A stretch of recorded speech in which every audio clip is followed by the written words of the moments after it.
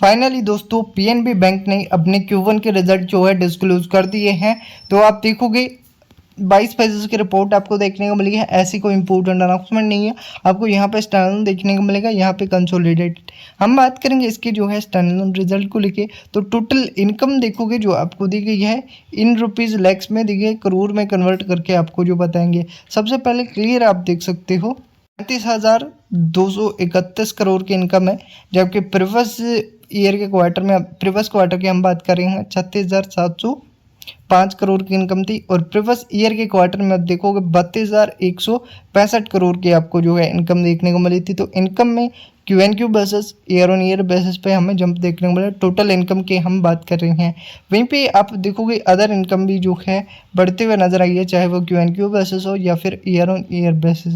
वहीं पे बात की जाए इसकी जो है इंटरेस्ट इनकम की जो जनरेट करते हुए नजर आई वो रही 31,963 करोड़, जबकि प्रीवियस क्वार्टर में 31,990 करोड़ के करीब रही।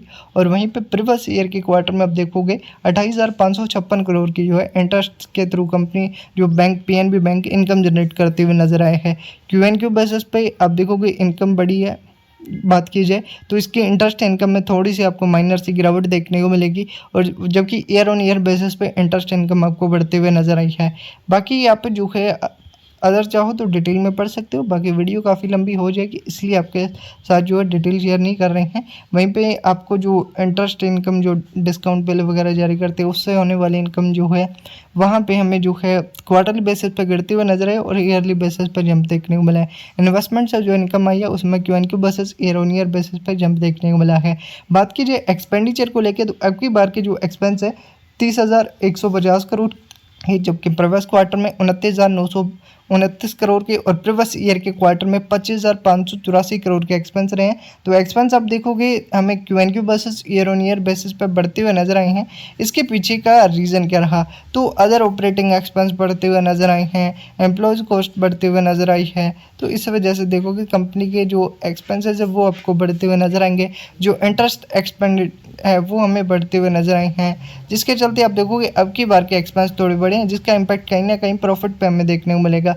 प्रॉफिट फॉर द पीरियड की अगर बात की जाए तो इस क्वार्टर का जो प्रॉफिट रहा है वो रहा है करीबन आप देखोगे तो 1,675 करोड़, जबकि प्रीवियस क्वार्टर में जो प्रॉफिट रहा था 4,567 करोड़ का। और प्रीवियस ईयर में आप देखोगे 3,251 करोड़ का जो है प्रॉफिट 3,251 करोड़ का प्रॉफिट ईयरली बेसिस पे आपको देखने को मिला।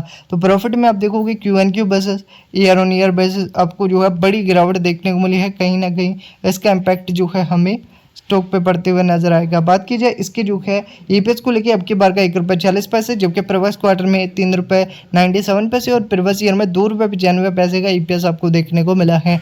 वहीं पे बात की जाए नेट प्रॉफिट मार्जिन की तो नेट प्रॉफिट मार्जिन आपको 4.50% का देखने को मिला है, जबकि प्रीवियस क्वार्टर में 12.44% और प्रीवियस ईयर के क्वार्टर में 10.11% का था।